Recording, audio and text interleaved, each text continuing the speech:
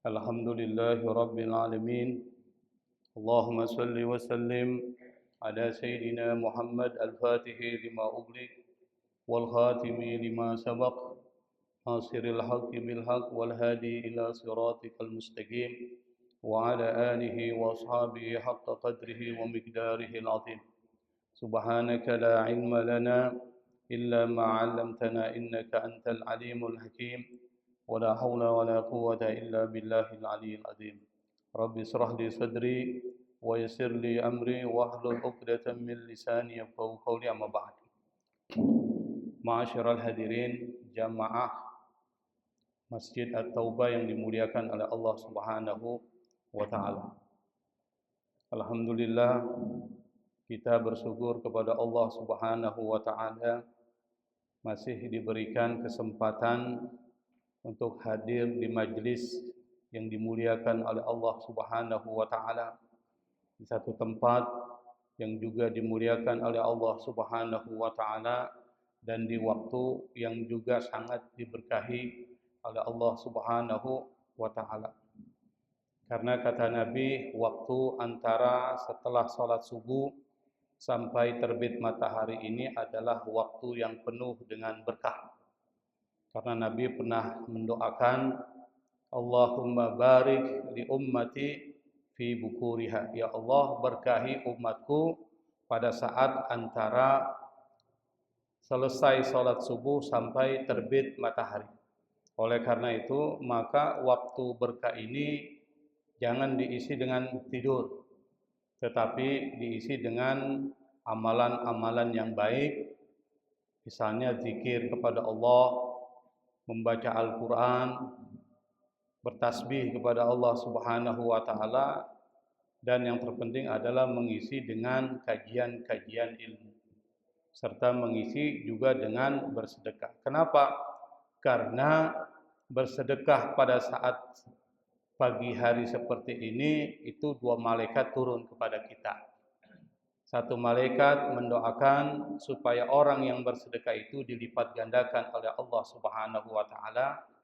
Malaikat yang satu mendoakan supaya orang yang pelit, yang tidak mau berbagi, itu dimusnahkan atau dibangkrutkan oleh Allah Subhanahu wa taala. Nah, bagian yang terpenting yang bisa kita isi pada kesempatan subuh yang berkah ini adalah dengan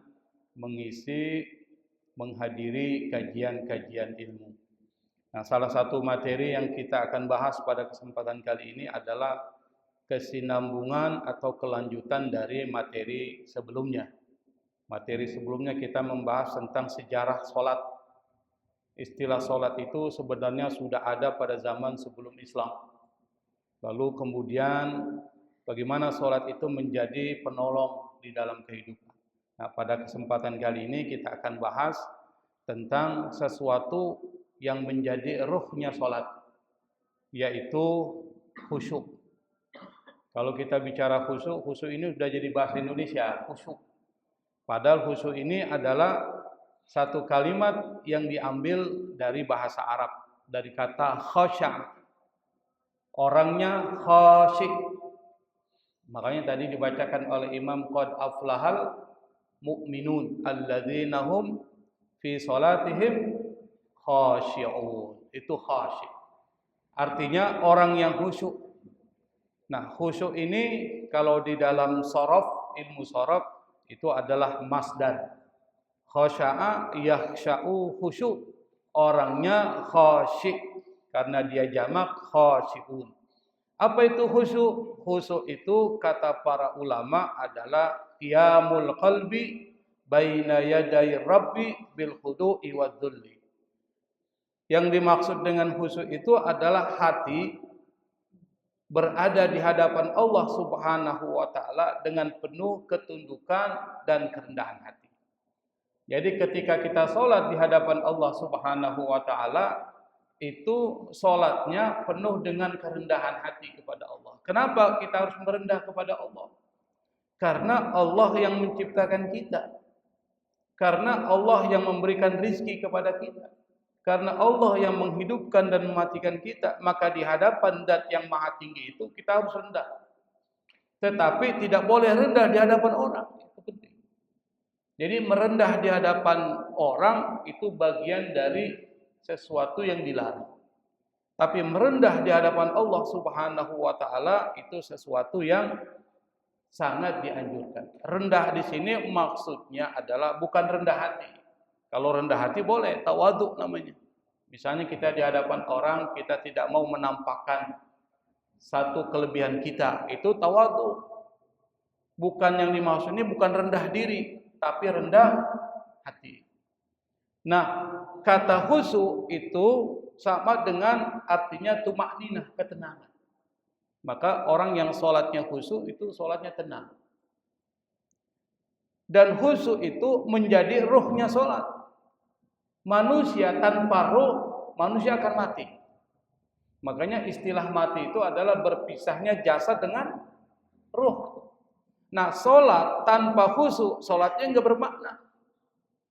Makanya Nabi mengatakan kamin qaimin laisa lahu min qiyamihi illa ta'ab. Berapa banyak orang yang sholat tapi tidak mendapatkan pahala dari sholatnya kecuali cuma rasa capek.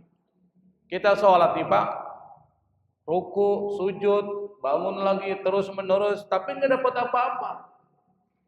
Tapi yang kita peroleh cuma rasa capek dan lelah. Nah, itu sholatnya tidak memberikan makna. Cuma gerakan-gerakan semata yang tidak memberikan makna. Tinggal kita introspeksi, kira-kira sholat kita memberikan makna atau tidak. Untuk membuat sholat kita mempunyai makna, maka perlu ada satu yang menggerakkan, yaitu yang disebut dengan khusyuk. Maka kata para ulama kita, khusyuk itu ruhus sholat, ruhnya sholat. Artinya apa? Tanpa ruh, maka sesuatu nggak bisa hidup. Sholat tidak akan bermakna tanpa khusyuk. Kenapa khusyuk itu menjadi penting di dalam Islam, di dalam sholat kita? Yang pertama, sholat yang khusyuk seperti yang pernah kita bahas pada pertemuan sebulan yang lalu, itu sebagai penolong. Jadi sholat itu penolong kita, Pak. Kalau kita misalnya hidup dalam kehidupan ini banyak persoalan, maka solusinya sholat. Minta kepada Allah Subhanahu wa ta'ala. Sholat yang mana? Sholat yang tentunya sholat yang penuh dengan kekhusyuan. Makanya Allah mengatakan dalam Al-Quran, wasta'inu bis sabri was sholat. Jadikanlah sabar dan sholat sebagai penolongmu. Itu yang bilang Allah. Maka kalau kita ada persoalan, jangan komplain, jangan mengeluh. Kita ambil air wudhu, kita sholat, kita komplain kepada Allah Subhanahu wa ta'ala. Karena komplain kepada orang itu enggak memberikan solusi, malah menambah masalah. Pertama apa masalahnya? Orang jadi tahu masalah kita. Nanti orang ceritain tuh, si A itu lagi cekcok sama istrinya tuh, akhirnya tersebarlah di grup WA dan sebagainya, jadi tambah masalah. Kalau kita ada masalah, maka mintanya sama Allah, karena Allah yang menentukan, yang memberikan solusi. Nah, salah satu caranya adalah dengan melaksanakan sholat. Yang kedua, sholat itu bisa mencegah dari perbuatan keji dan munkar, dan itu kata Allah. Tetapi berapa banyak dari kita yang sholat masih nyolong sendal, pergi ke masjid, kata Ustadz kita harus mencari yang lebih baik. Akhirnya sendal kita yang buruk kita tukar dengan yang baik. Itu kata Ustadz. Itu salah paham tuh. Yang dimaksud adalah mencari terbaik, bukan mengganti punya orang dengan punya kita. Nah, sholat yang khusyuk itu bisa mencegah perbuatan buruk. Kalau orang tercegah dari perbuatan buruk, berarti dia akan melaksanakan perbuatan baik. Kalau orang melakukan perbuatan baik, pasti dia akan sukses dalam hidupnya.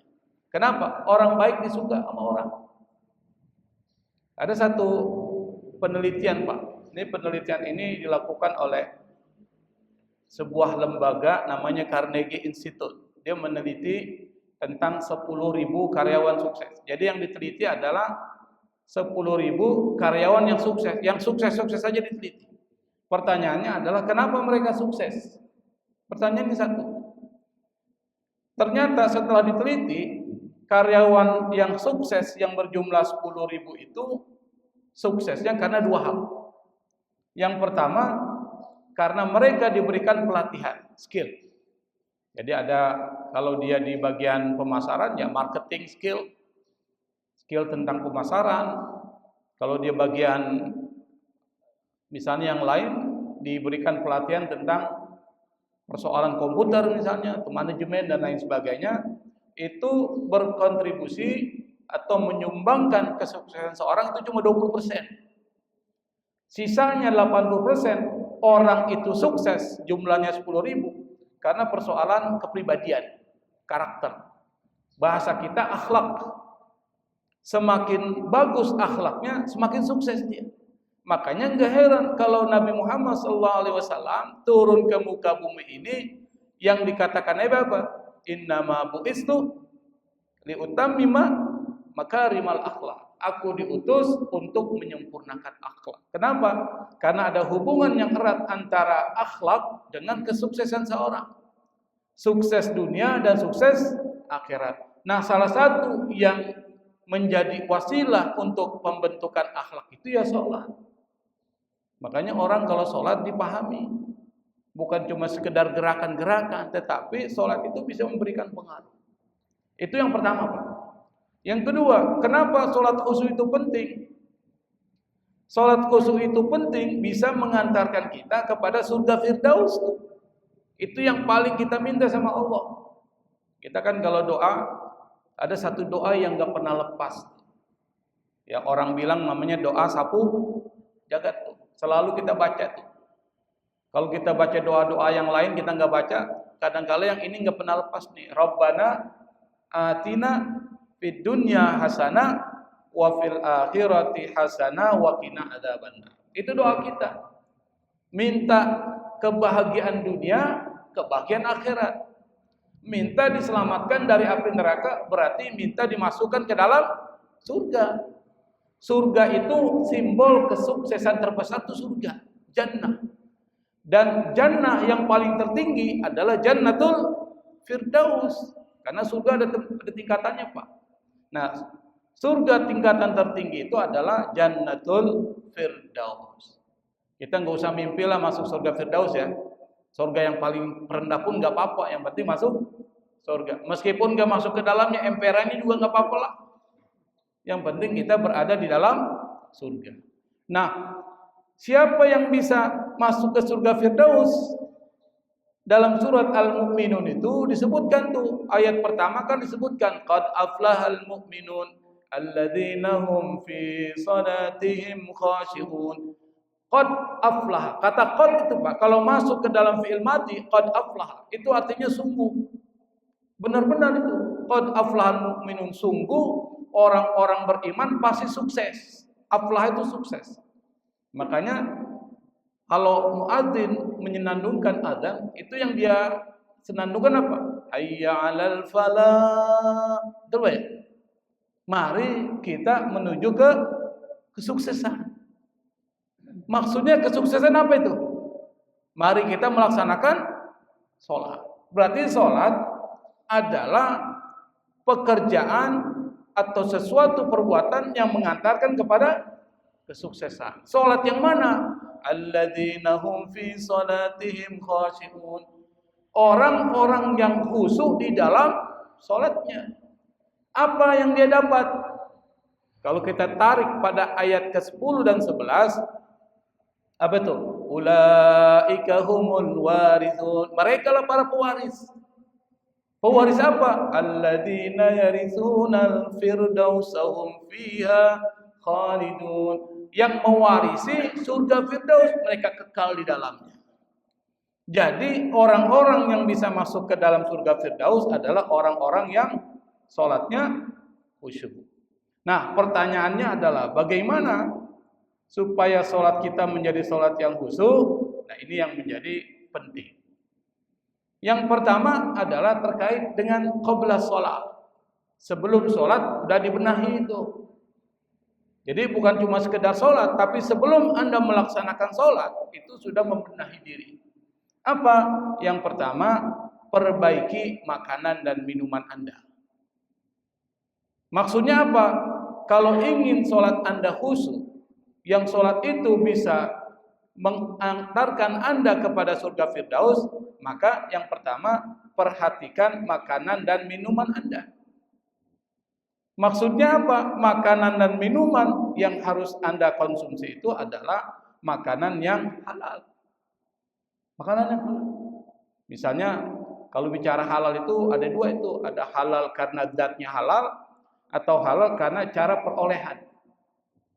Yang dimaksud halal karena zatnya itu, maksudnya zat makanan yang kita konsumsi harus sesuatu bukan yang haram.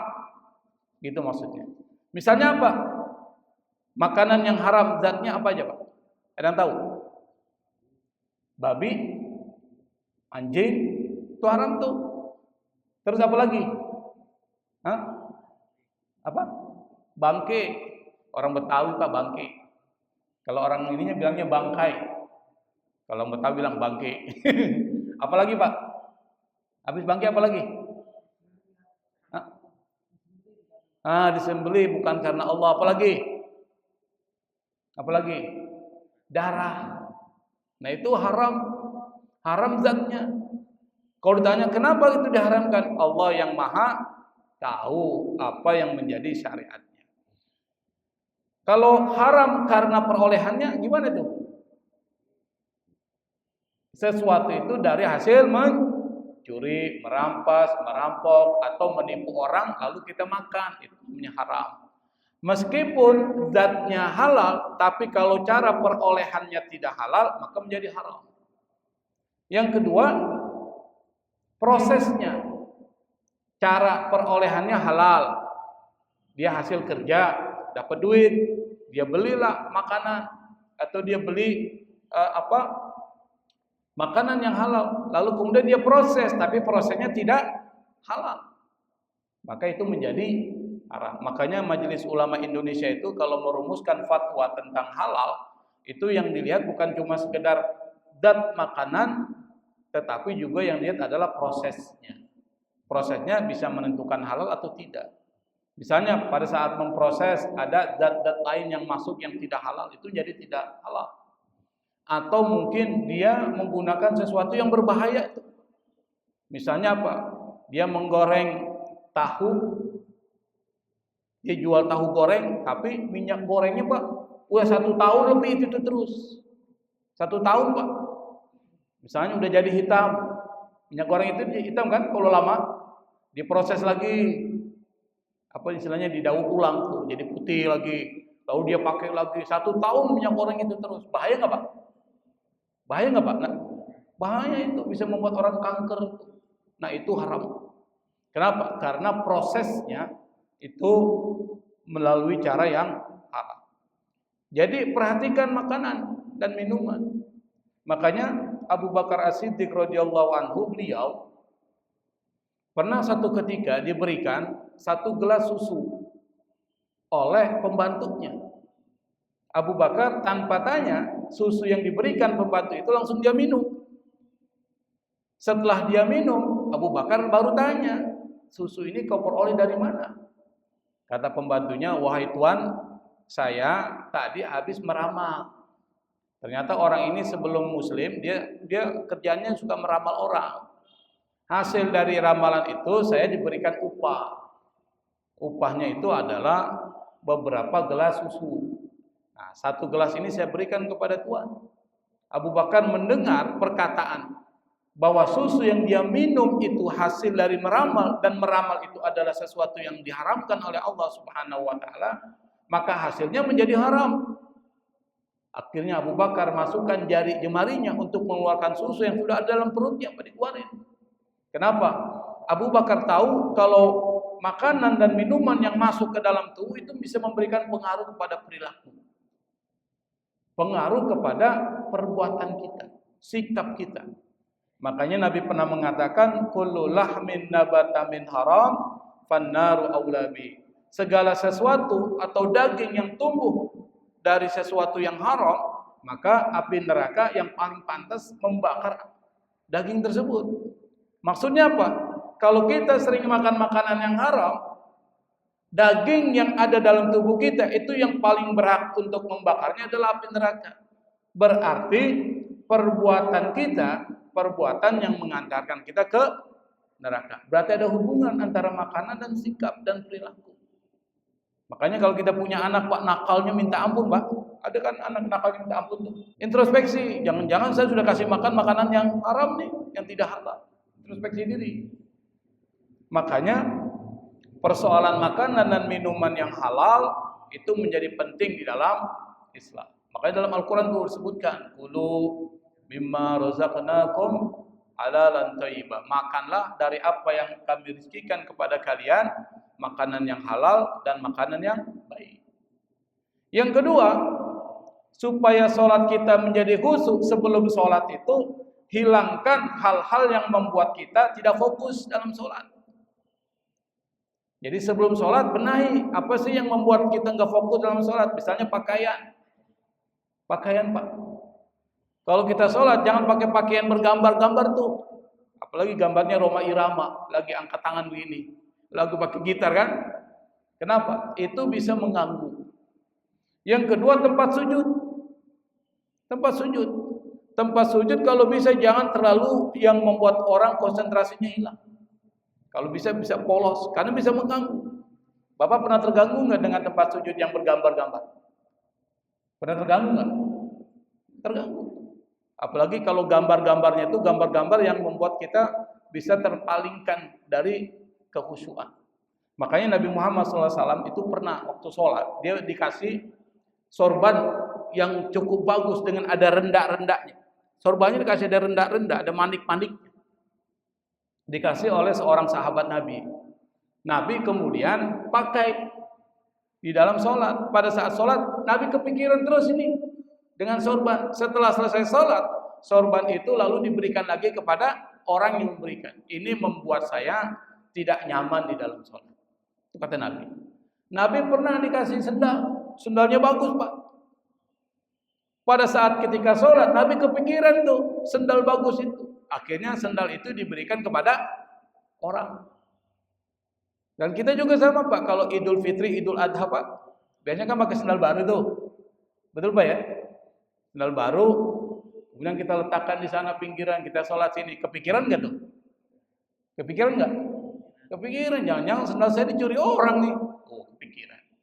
Makanya kalau ke masjid jangan pakai yang baru-baru. Nanti bisa kepikiran. Hah? Sering, Pak. Nah, oleh karena itu, maka itu dibenahi itu sebelum sholat. Yang kedua, saat sholat, nanti kita akan coba praktekkan gimana sih sholat yang bisa membuat khusyuk berdasarkan mazhab Syafi'i. Yang kedua, pada saat Anda sholat, itu usahakan atau disetting keadaan Anda seakan-akan berada di hadapan Allah. Disetting. Maksudnya, Anda men-setting seakan-akan ketika saya sholat, saya berada di hadapan Allah Subhanahu wa Ta'ala. Meskipun kita nggak lihat Allah. Itu yang disebut dengan anta'budallaha ka'annaka tara. Engkau menyembah Allah seakan-akan engkau melihat Allah. Fa in lam takun tarau, kalau seandainya engkau tidak bisa melihat Allah, fa innahu yarak. Allah yang melihat kepada engkau. Itu yang disebut dengan muraqabah. Merasa diawasi oleh Allah Subhanahu wa Ta'ala.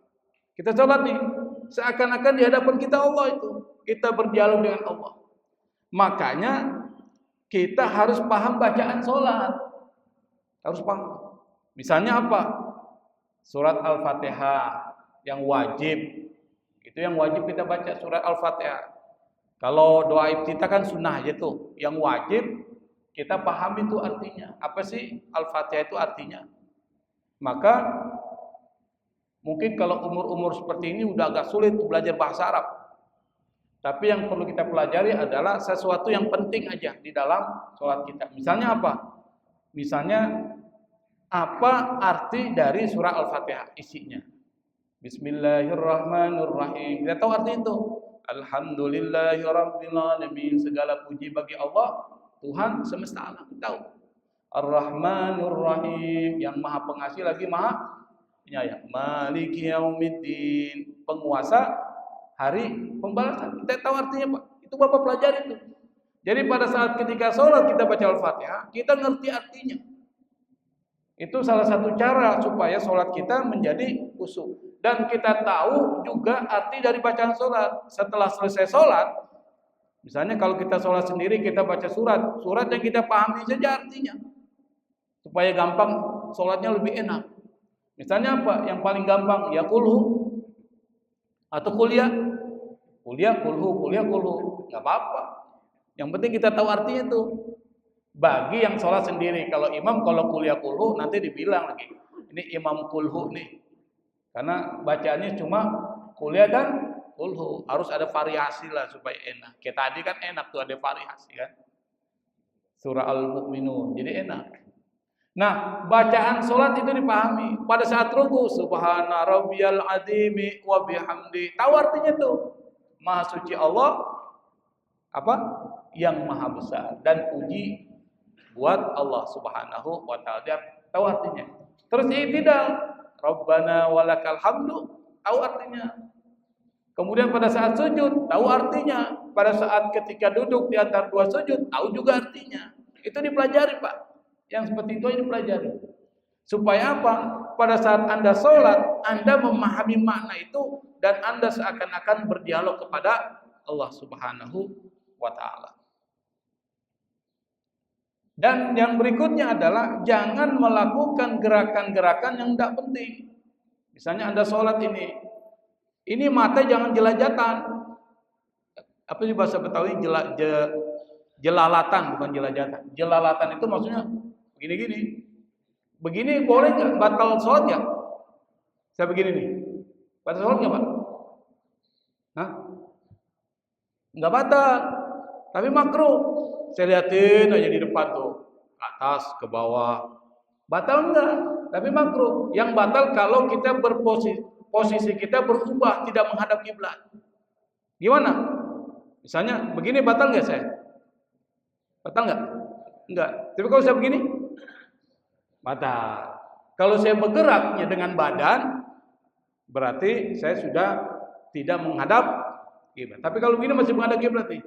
Kalau saya begini, liatin kaligrafi, diperhatiin, itu enggak masalah itu. Tapi makruh. Nah, yang itu bisa membuat orang sholatnya tidak khusyuk.